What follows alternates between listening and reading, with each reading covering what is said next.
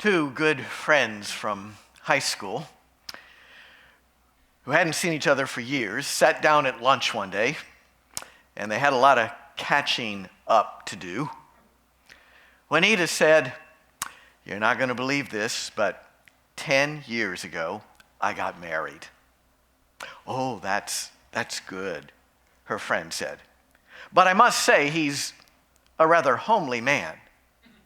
"Oh, that's bad," her friend said.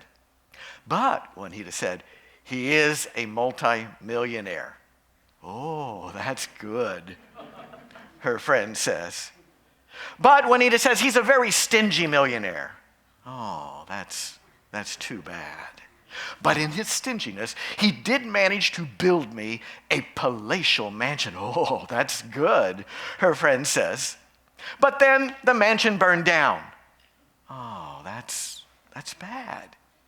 And when it burned down, he was in it."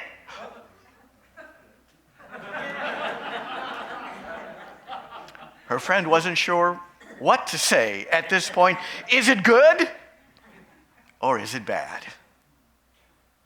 Life is often like that, right? Something happens and we're not sure. Is it good or is it bad? Should I laugh or cry? Should I celebrate or mourn? The Palm Sunday story in the Bible has often struck me as being like that. On the one hand, multitudes of people recognized Jesus as the long-awaited Messiah and embraced him. That's good. On the other hand, as Jesus triumphantly entered Jerusalem, he set in motion a series of events that were going to lead directly to his death. That's bad. Or is it? The Palm Sunday story is a classic example of what we would call something that is bitter-sweet.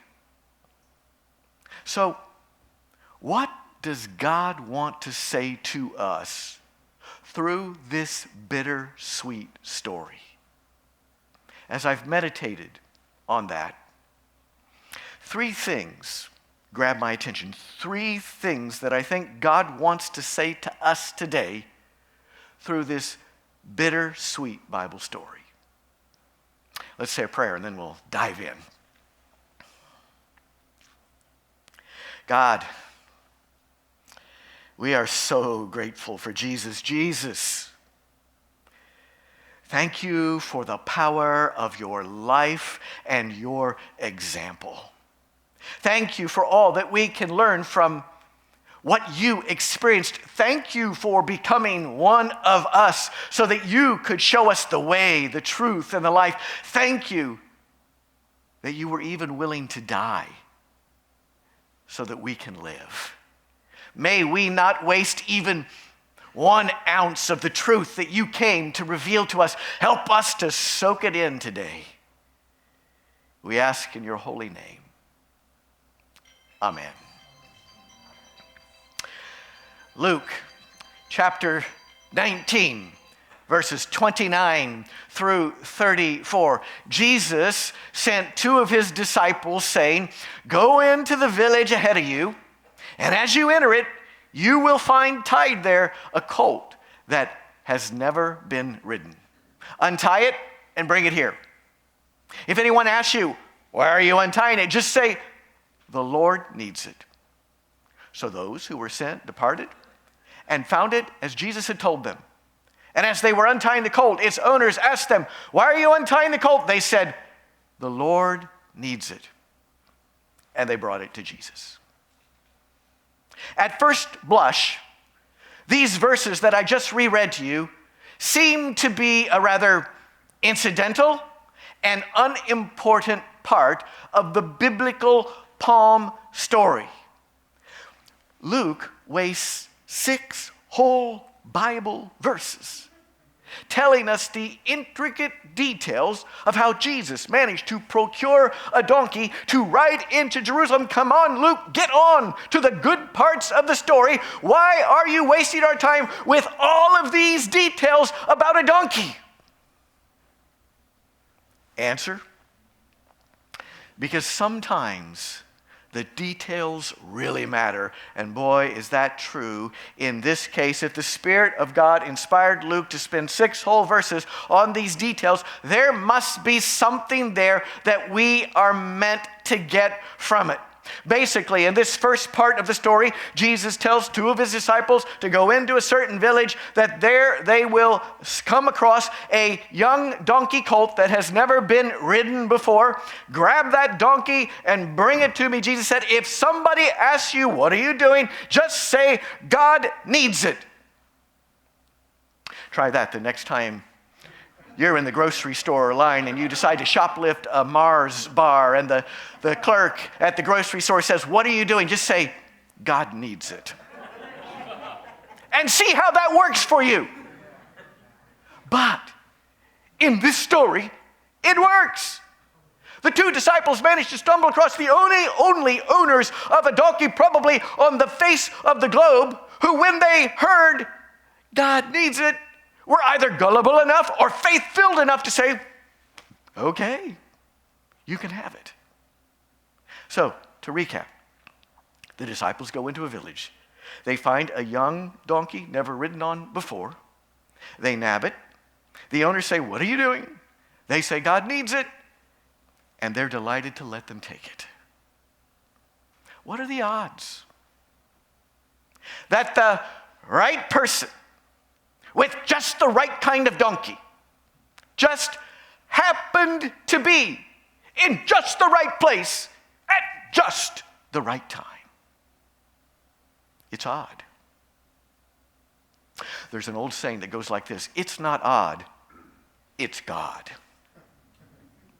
And that's the first key point I see in this story. I think this is one of the key points the Spirit is trying to get across to us as we enter into the Palm Sunday story. There are no accidents. As you journey through life, wherever you happen to find yourself at any given moment in time, it is no accident, because God is everywhere, by which I mean God is active in every situation, even in tragedies that God did not want to happen, even in situations where you say, I don't know if this is good or if this is bad. God is present in that situation, trying to draw out of it some good, some redeeming value, some positive opportunity. It's the dance of life. You make a move, God makes a move. Somebody else makes a move, God makes another move. So on and so forth. Back and forth it goes. It's the sacred dance of life. Even when somebody screws up, God doesn't give up. God just makes another move. The sacred dance of life. The dance between God's providence and human free will. People of faith live with that expectation. Around any corner, I just may encounter God. I guess it was a couple weeks ago now, Carl Scott sent me an email sharing a story. Many of you know Carl. He's a member of our congregation. His dad died back in December. Since then, he and his extended family have been working to clear out his dad's house. First, of course, they all passed through the house, and each one decided what items they wanted that were of sentimental value to them. But Carl says after we had gone through everything and everybody had taken what they wanted, there were still tons of furniture and many other things that were left in Dad's house. He said he and his family had chatted a great deal about what charity did they now want to call to come in and take the rest of this stuff away as a donation. But for some reason, he said, we kept procrastinating. We just couldn't reach a decision. Then he said, 2 Saturdays ago, he, his brother, and his sister were in the house looking things over when Carl got an idea. He thought, I know, he said to his brother and sister, we should put a sign out front at the road saying, free furniture. Now, they knew this was kind of a long shot because his dad lived on a not very well-traveled road, but what did they have to lose? So they put a sign out at the road, free furniture. Carl says, not less than 5 minutes later, a couple stopped. They wanted to see the furniture. As they did so, they started to tell their story to Carl. Their house had recently burned down and they lost everything. They were now renting a house a couple miles up the road, but they had nothing in it. They were desperate for how they were going to set up house again. So they walked through Carl's dad's house. Carl says they ended up taking all of the furniture and much of the other stuff. The very last sentence in Carl's email to me said, "I don't believe this was a coincidence." And that's the point. It was meant to be. In exquisite detail. It was not an accident. We live in a world that is alive with God's presence. Live with that expectation. Live with that alertness in your soul. Live with that lively spiritual expectation. It is our first key lesson from the Palm Sunday story today. There are no accidents. God is active in every situation. Be alert. In September of 1862, the Civil War had reached a pivotal juncture. The Union Army of the Potomac had suffered a string of stunning losses. General Lee, the leader of the Confederate forces, had concluded that the Union Army was, quote, much weakened and dispirited. So he decided to strike while the iron was hot and see if he could break this wide open. So he led Confederate troops north into Maryland. As the Union Army repositioned its troops in response, it just so happens that the Indiana 27th Regiment of the Union Army of the Potomac was ordered to march to Frederick, Maryland. As they approached the outskirts of Frederick, the 27th Regiment decided to take a break in a field outside of Frederick. As they were sitting there in the field resting, one of them, Corporal Barton Mitchell, happened to notice a makeshift envelope that had been dropped in the middle of the field in the tall grass.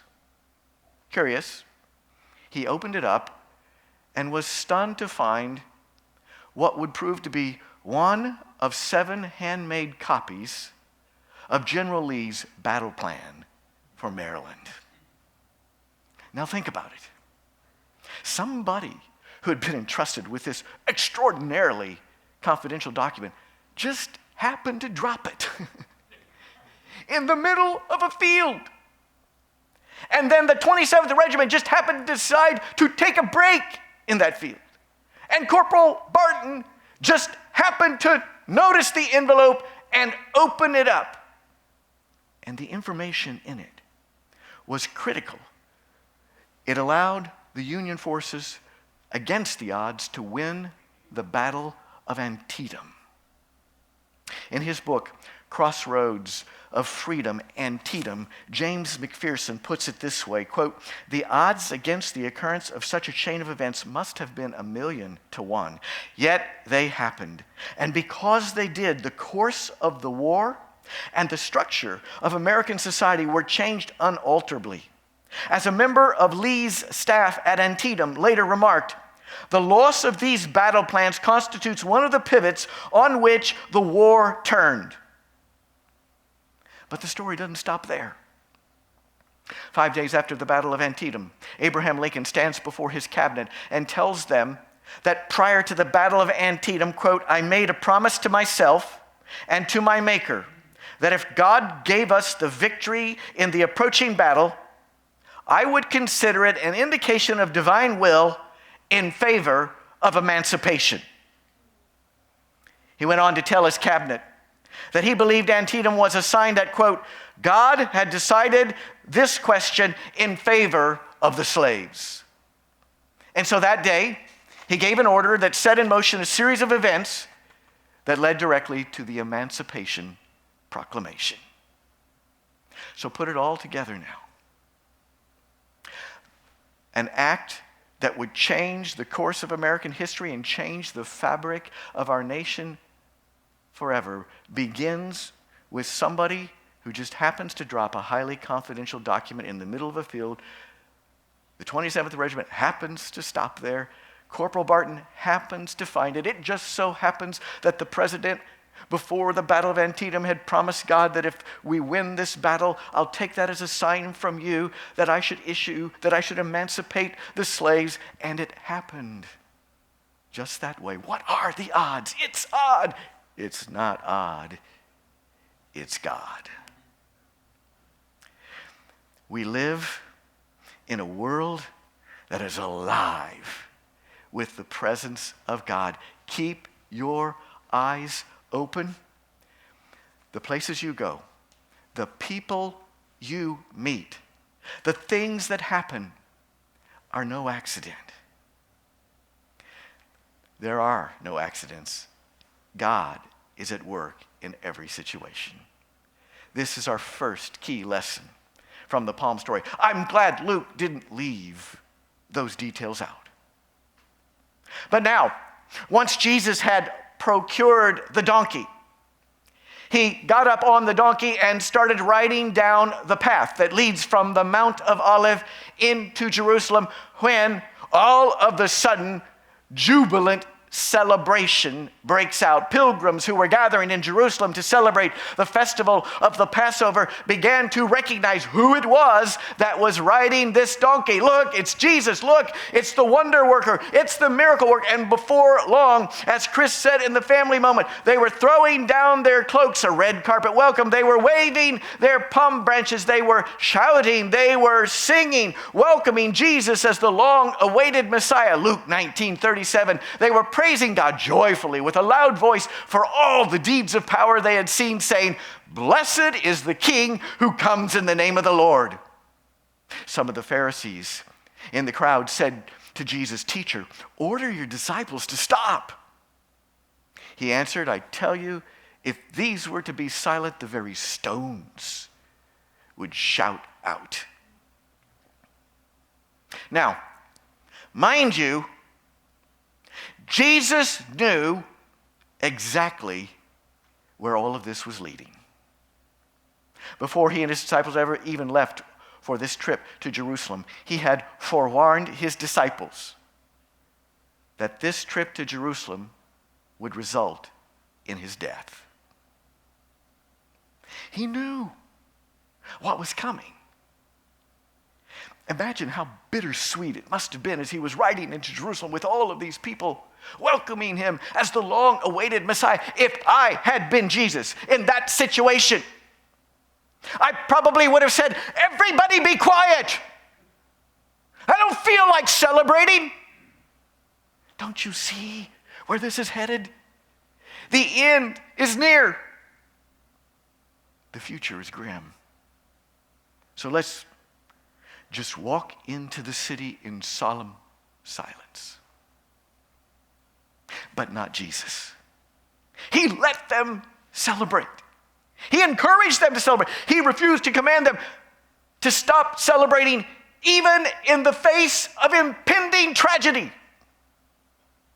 And therein lies our second key lesson. Celebrate. Life is going to be full of ups and downs, but don't let that stop you from celebrating. The future is bound to hold significant pain in one form or another for every one of us. But leave the future to God. Live in the present moment. Live in the day and make the most of it.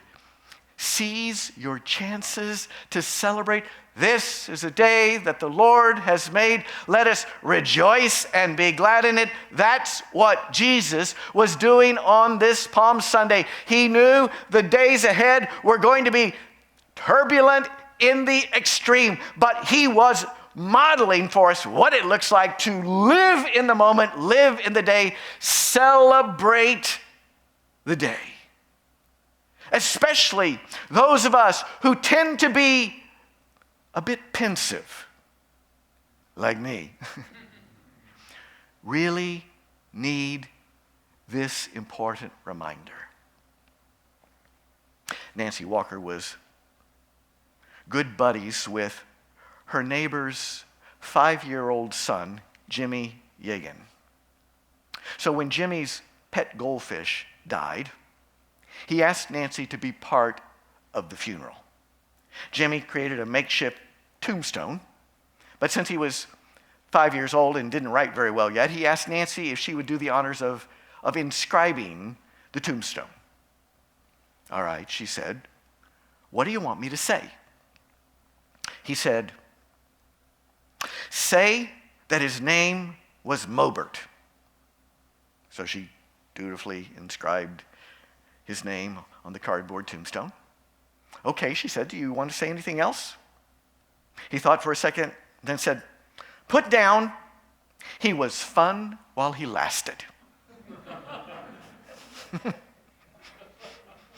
I like that. What an epitaph, right? When it comes my time, when it comes your time, will they be able to say that about us? Life is short. There are going to be lots of ups and downs in life. Let's have fun while it lasts. And believe you me, I'm preaching to myself as much as anybody else because I tend to be overly serious about things, but this is such a critical lesson in life. Life is a gift from God, and God wants us to celebrate that gift in good times and in bad times.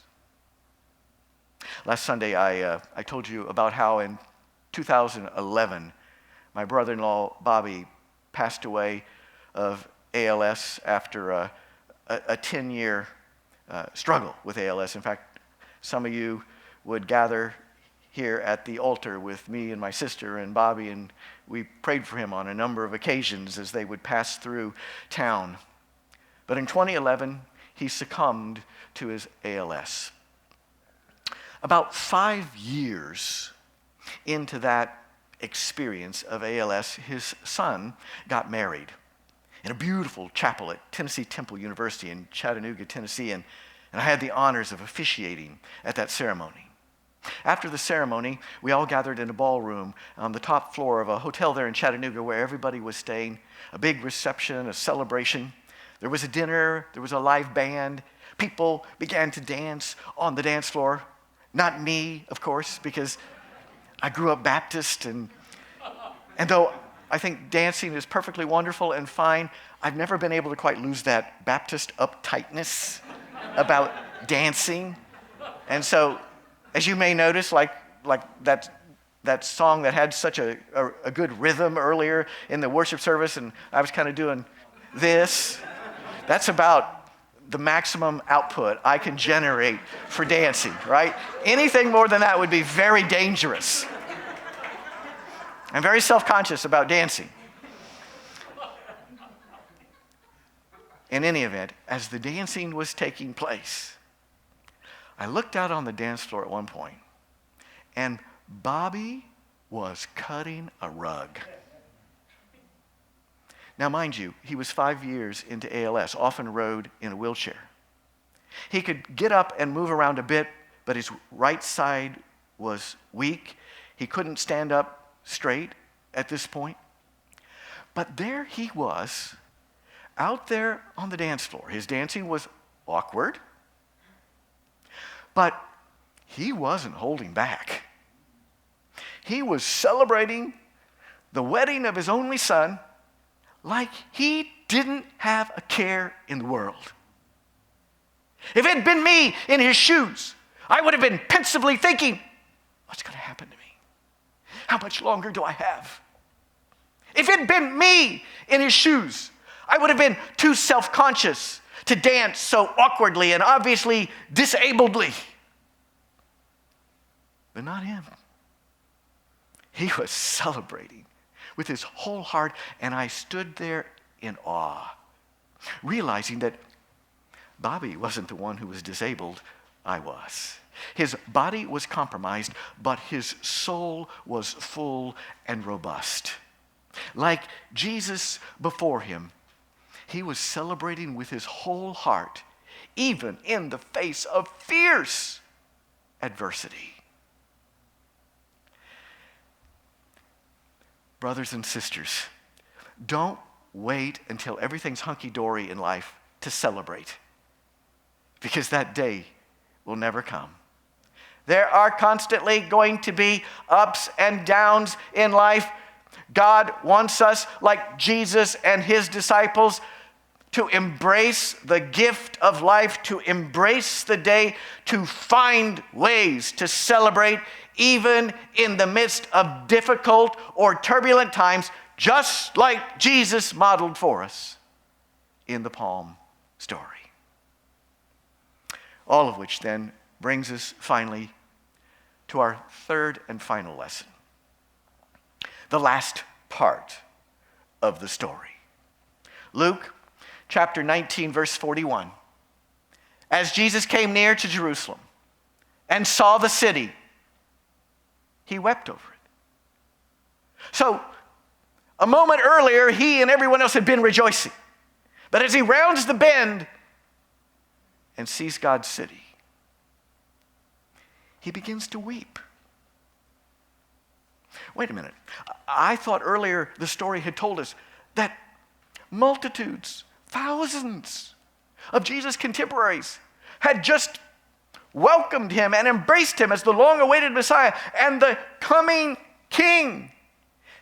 So why was Jesus so sad for the city? Remember, even though thousands upon thousands welcomed Jesus as Messiah that day, they were still just a tiny fraction of the total population. Historians tell us that in that time, in that culture, for the festival of the Passover, the population of Jerusalem would have swollen to at least 250,000 people, if not many times more. So let's say 20,000 people welcomed Jesus that day as the long-awaited Messiah and escorted him into Jerusalem. That would still be much less than 10% of the total population.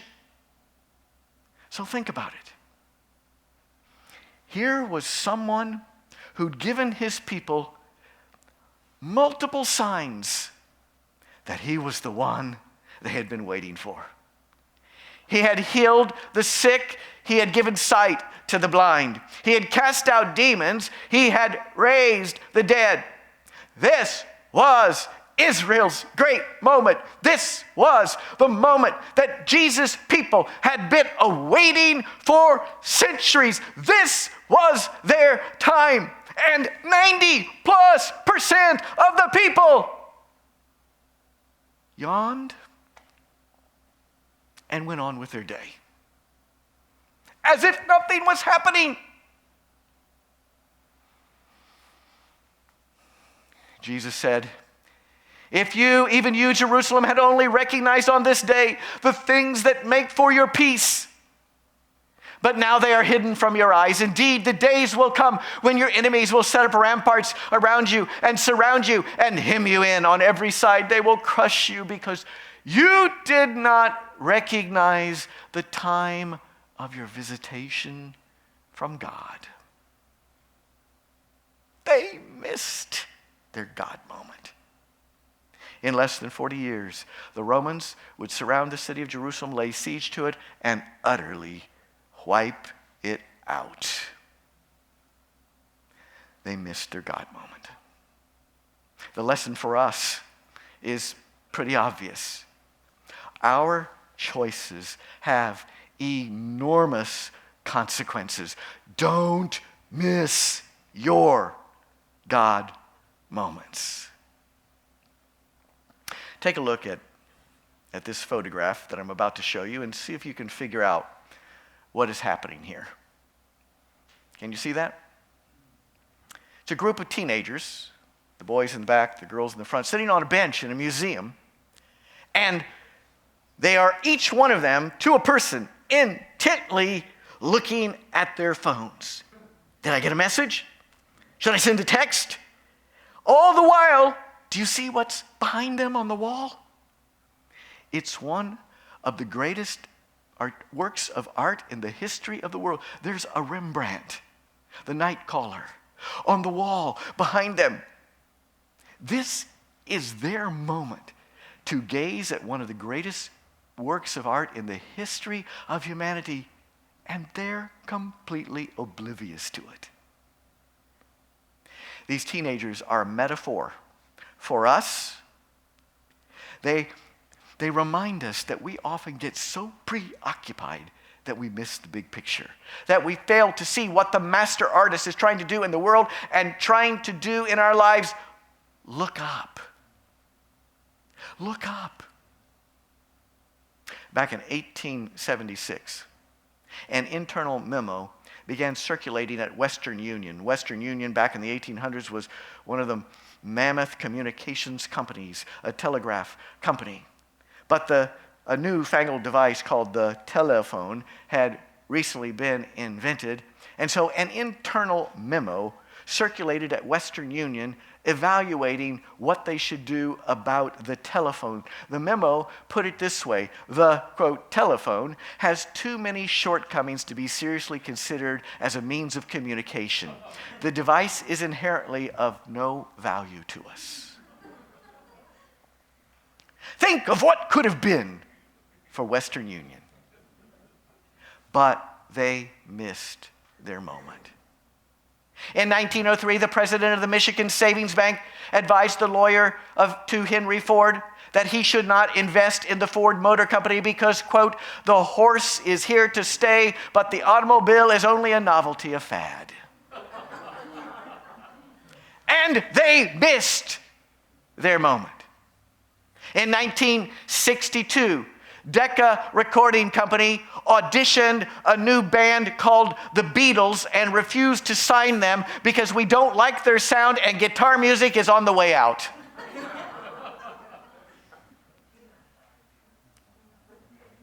And they missed their moment. Our choices have enormous consequences. Let me close with this. One of my top 5 all-time movies is Dead Poets Society, because I like movies that make you think. That movie tells the story of a professor, Professor Keating, an eccentric professor who's hired on at a traditional, uptight New England prep school. Keating is an eccentric nonconformist in the 1950s era of conformity.